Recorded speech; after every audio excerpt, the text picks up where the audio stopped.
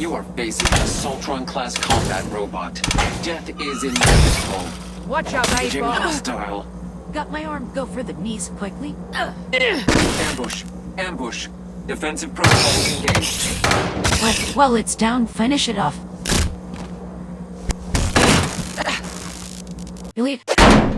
Belit. What is it? Think it's already dead. What? Oh, I think you're right. Don't know what came over me. Wait, how's your arm? That gash looks kind of nasty. It doesn't feel great either. I'll just bandage it, pop a stim pack in as long as we don't encounter anything else. Okay, that about does it. I got the bleeding under control. That stim pack should stop it. Is the one-armed A-bomb ready to go now? Let's get the data and haul us back to Althea.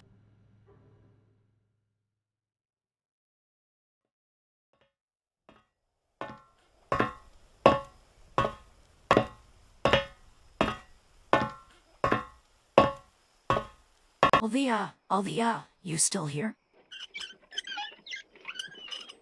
What the hell is that? It's either a very out-of-shape robot or Althea has found a wheelchair. I had almost given up on you two. An entire 4 minutes late. Was about to wheel out into the parking lot. Where did you find a still functional wheelchair? I was gonna just use an office chair until I found this beauty tucked away with some medical supplies up in that office to the right of you.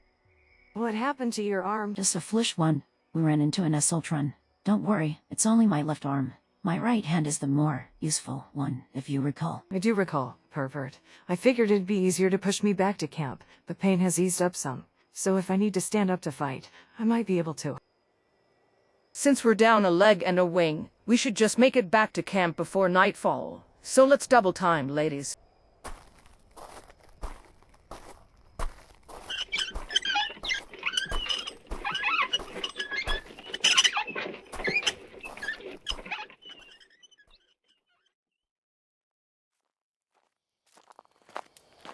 Okay, I don't spot any big and uglies coming down from Huntersville.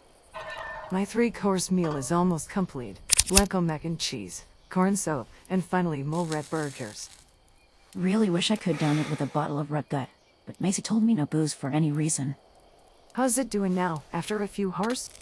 Most of the pain is gone, as long as I don't move it much. I figure we're buzzing for at least a few days of recovery. I figured once we are out of the divide, we can make for a faster pace. Probably be back at Riverside by the end of tomorrow.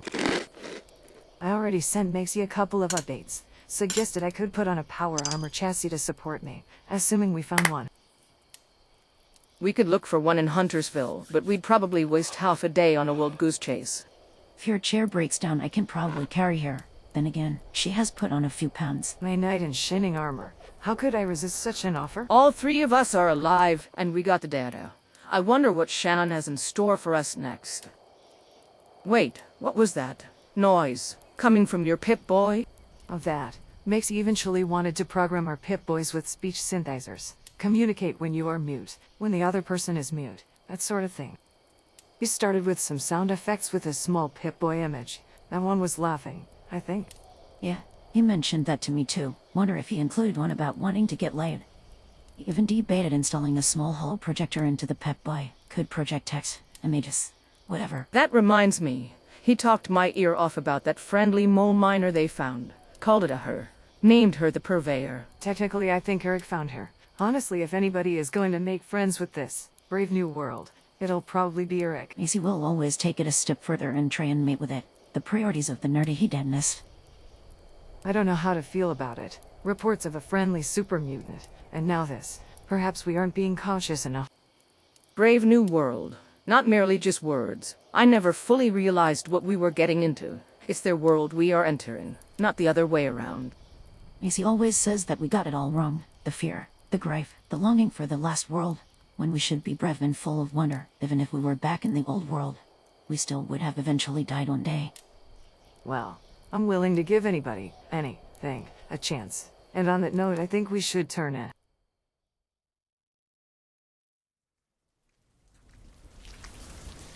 Of course it had to rain. We have somebody in a wheelchair. And of course, it had to rain. You aren't the one, trying to, carry her the rest of the way. I could probably just use your shoulder for support, instead of being carried like Jane by Tarzan. No sissy, but okay, that sounds good. Already carried you across the golf course, not too much further to Riverside. Okay, easy does it. I can just, almost, put my weight on the lip. And just slip your shoulder around me. But be careful. I know how to move with support. Oh, I mean, don't accidentally start blowing in my ear or anything. Last thing I need is to get turned on. Okay, let's take this one step at a time. Wait, what's that in the distance? I'm not sure we have time to explore. Do you mean the grassy knoll or that pile of boulders that look like a setup? No, I see it too. A large body. Maybe it could be a cryptid, or even a scorched beast. But this far north? We did lose that scorched beast a few days ago when we were coming back from Charlestown. It was right over us. We could have been dead right then and there. Then that weird explosion in the distance lured it off. It's only about 100 yards or so. I say let's investigate real quick.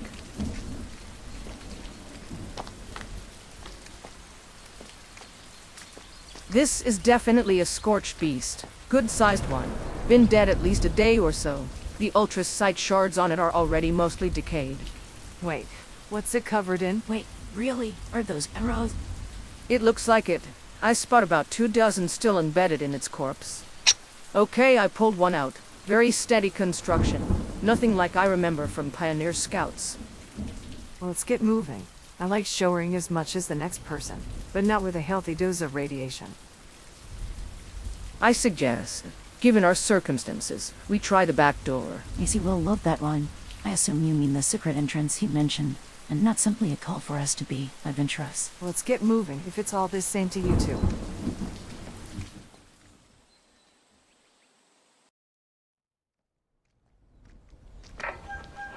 Pulowski, nuclear protection on a budget. So, Annabelle, how was this all supposed to work again? We open one of these shelters, we close it, it sends us down some elevator to a back door entrance room. I bravely saw it when you two were in Charlestown. It's a tight fit, but I think all three of us can just wedge in there. You are right. Ooh, this is a tight fit. And oh god, I can smell your breath. I'm not the one who smells like wet dog hen. Do I have to do everything?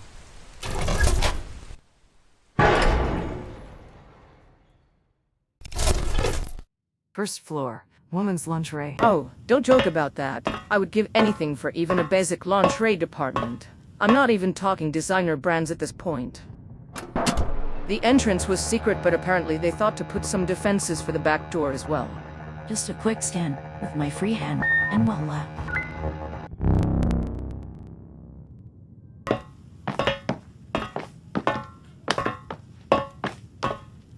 Saw you on the camera. Okay. First thing, Althea, I already pulled up a stretcher for you. Get off that leg now. Yes, sir. Dr. Marconi, sir. Whatever. If you try ordering me to bed, I'll cut off your balls. Nothing personal, Macy. I believe you. I think this lounger chair I found should be sufficient. I'm more concerned about her injuries, given how much pressure she has put on the injury. Getting back here. I'll be honest, my entire body hurts. Was carrying Althea when the rain started. Had to abandon the rinky-dinky wheelchair she found. Quite understandable. You're both grounded, at least for a few days. Need to make sure your injuries didn't cause muscular or skeletal damage. Both of you start removing your armor. And darling, Belit, anything on you I need to examine?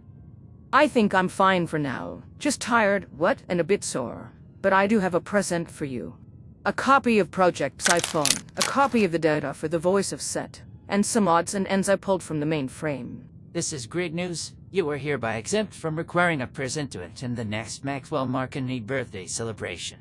And what will you be turning at the next one, I might ask? The vital statistics of one Dr. Maxwell Marconi are sadly classified. Anyway, a woman never reveals her own age.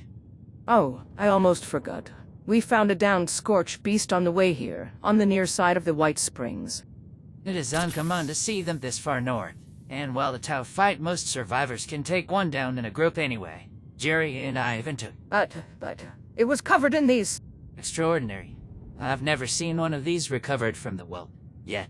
You recognize this? It's definitely not a standard arrow you find at a scout camp. Of course I do. I made these for Edgar. Well, whatever he's calling himself these days. About 1,000, in fact, at this point. Made them for the big one against the Queen. Are you telling me that Edgar single-handedly took down a scorched beast with a bow and a bunch of arrows?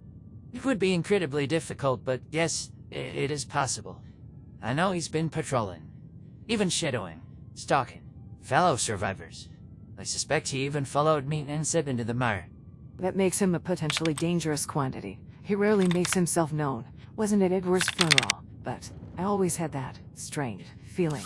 He was watching us. Watching out for us. As we came into this new world, many of our prehistoric instincts, skills, thought patterns were, well, our cave-dwelling ancestors had incredible senses. They awaken in us in different ways, from person to person. So how long before Annabelle starts picking lice from my head? I make no promises once the Blanca mac and cheese runs out. Edgar is just one of the more extreme examples, but I've seen nothing in our interactions to suggest he intends to reenact the most dangerous game just yet. So if Edgar isn't a threat purely as a thought exercise, who is the most dangerous person who could be a threat to other survivors? I would think the answer to that question is obvious.